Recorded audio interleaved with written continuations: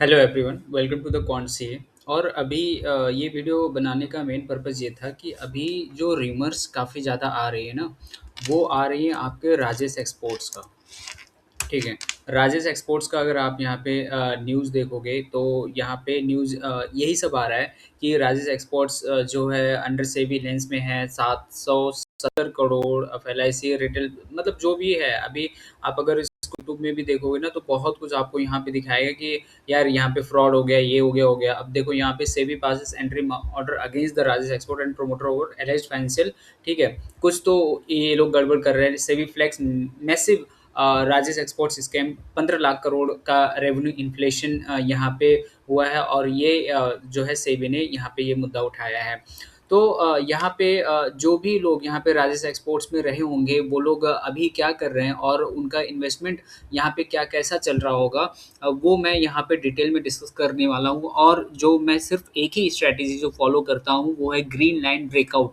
आपने यहाँ पे देख लिया है, यहाँ पे ये है ग्रीन लाइन ब्रेकआउट। और मैं इस यही ग्रीन लाइन ब्रेकआउट से ही मैं आपको समझाऊँगा कि ये स्टॉक काफ़ी सालों से मेरे लिस्ट में क्यों नहीं था। इवन इसका फाइनेंशियल्स अगर आप देखो तो फाइनेंशियल्स बहुत ही अच्छा था। फाइनेंशियल्स अगर आपको मैं दिखाऊँ राजेश एक्सपोर्ट्स का यहाँ पे, तो फाइनेंशियल्स बहुत अच्छा था और इसका सेल्स ग्रोथ में 100% से ज़्यादा था, सब कुछ था, बहुत बढ़िया, बहुत शानदार ये था, ठीक है। लेकिन ये लोग इसको अंडर वैल्यूड कहते थे, ये डायमंड का बिज़नेस करता है। बट मैं अगर आपको यहाँ पे बताऊँ, ठीक है, तो यहाँ पे इसकी स्टोरी कुछ और है। अगर आप मैं यहाँ पे बताऊँ तो इसका सेल्स जो है वो लगातार घटता जा रहा था और अचानक से इसका बूम हुआ मार्च 2025 में। 117.82% के हिसाब से इसका वाई-ओ-वाई सेल्स ग्रोथ हुआ। फिर 117 फिर सेम हुआ, फिर 161, 143 और अभी मार्च 2026 में इसका 18.91% ही खाली रहा। अगर मैं सिर्फ मार्च की ही बात करूँ, मार्च 2025 की बात करूँ, तो यहाँ पे मार्च 2025 को मैं एक बार देख लेता हूँ कहाँ पे है, ठीक है। तो मार्च 2025 में ऑल्दो इसका सेल्स काफ़ी अच्छा था, ठीक है, लेकिन ये अपने 10 ईएमए मंथली 10 ईएमए से नीचे यहाँ पे चल रहा है और ये अपने ऑल टाइम हाई को ब्रेक भी नहीं कर पाया है, ग्रीन लाइन ब्रेकआउट को ब्रेक भी नहीं कर पाया है, ठीक है।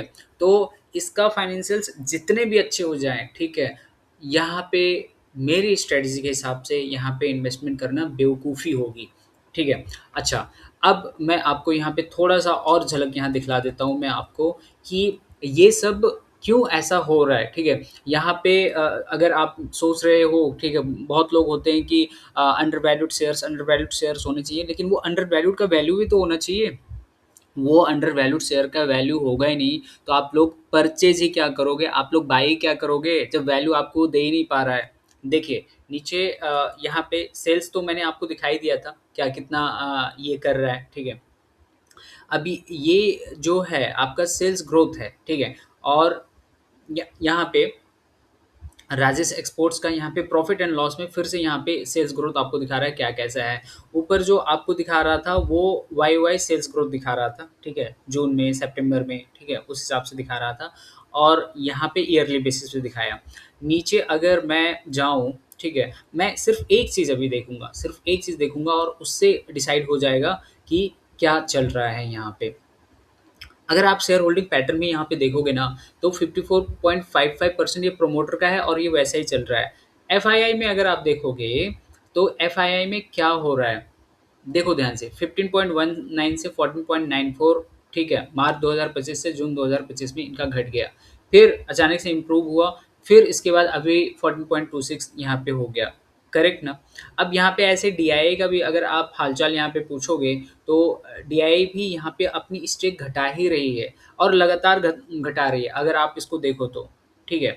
चलिए, एक और मैं यहाँ पे देता हूँ, यहाँ पे डॉक्यूमेंट्स में आ रहा है कि इसका जो रूमर है, रूमर वेरिफिकेशन का ये इसने कुछ दिया है, राजेश एक्सपोर्ट्स ने, पढ़ते हैं उसने क्या बोला है रूमर का। तो राजेश एक्सपोर्ट्स यहाँ पे है, 4/6/2026 को इसने दिया, ठीक है, बॉम्बे स्टॉक एक्सचेंज और नेशनल स्टॉक एक्सचेंज को दिया कि एंट्रीम सेबी ऑर्डर डेटेड ये, we are in receipt of an order, interim order dated ये, कि in this regard we clarify as follow, कि ये जो ऑर्डर आया है ना, वो एडवर्स, ठीक है, there has been no any adverse conclusion on any aspect arrived by SEBI, ठीक है, सेबी ने जो आरोप लगाए हैं वो, ठीक है, ये नहीं मानता है उसको। रेवेन्यू जो इसने डिक्लेयर किया है वो कह रहा है कि वो करेक्ट है और यहाँ यहाँ पे कोई भी रेवेन्यू में ओवर स्टेटिंग नहीं की गई है, ठीक है, ये राजेश का कहना है। Thus there seems to be some type of miscommunication, कह रहा है कि कम्युनिकेशन गैप हो सकता है और ये सब ये अपना देके ये अपना कह रहा है कि राजेश एक्सपोर्ट्स के हम लोगों ने कुछ नहीं ऐसी गलती की है,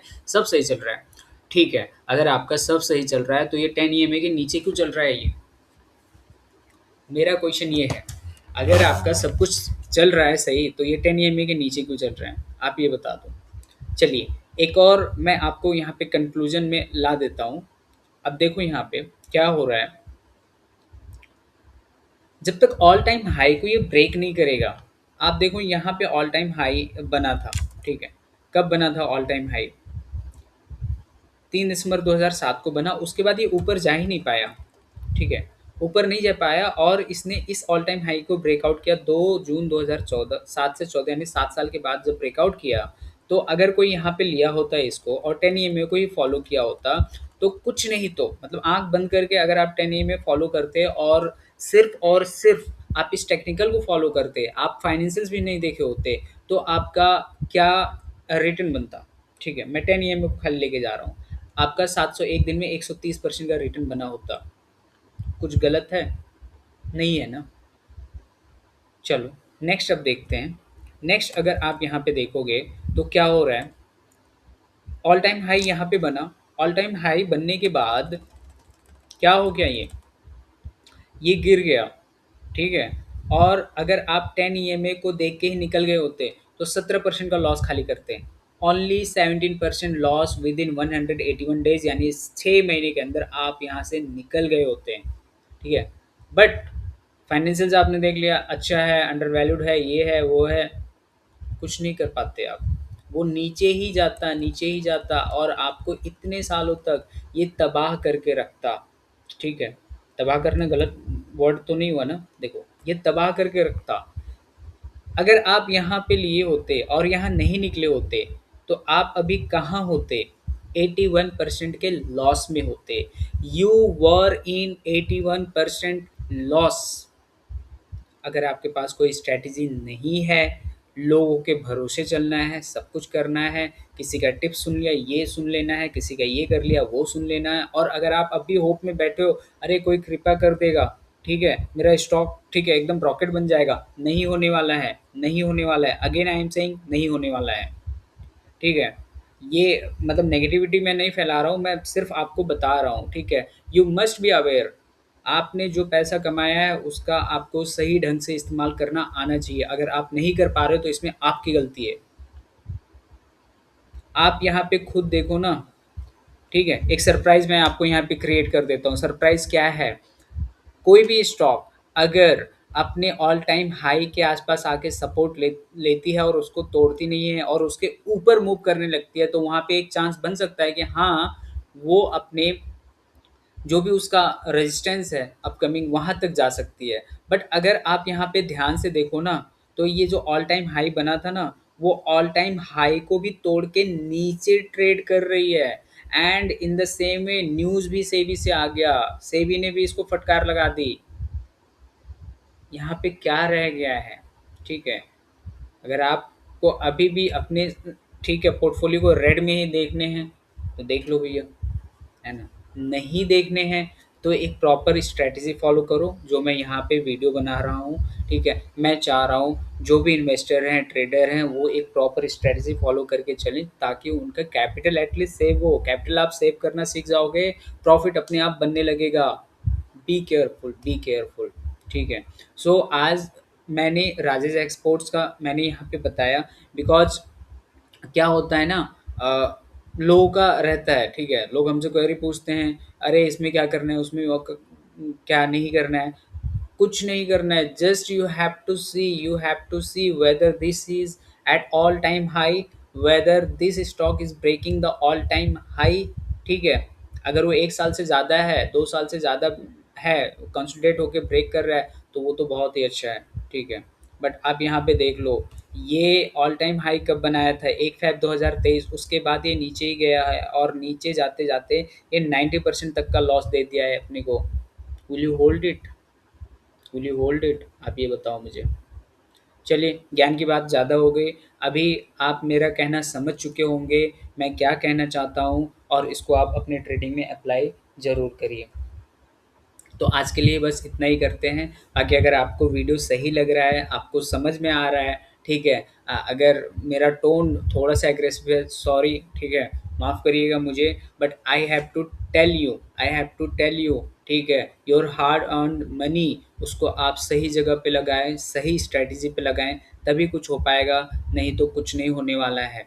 बी केयरफुल, बी केयरफुल।